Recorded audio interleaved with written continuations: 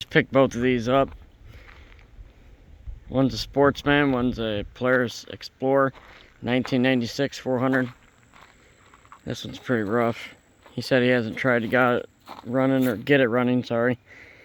And it's rough, but I checked compression, everything's good on it. We're gonna get it running. He said this thing was not good either, and he had a bunch of different things hooked up wrong and incorrectly, and the gas was stuck wide open, and the whole tank was in the motor. So I drained that, fixed the carburetor, tuned it up.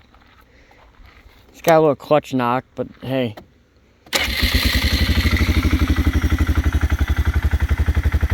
I've already made sure that it's the clutch. It's definitely the clutch. Because the minute you put your hand over the clutch vent, it quiets down. That's telling me the clutch is bad. So, it runs like a dream.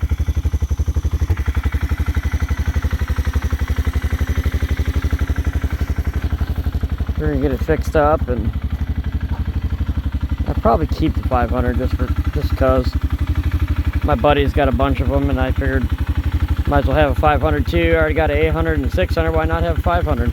That's cool. I had a bunch of these. I love these. It's old 2-strokes. Love them. Love them, love them, love them. There's so much power for the old 2-stroke 96. But she's pretty rough.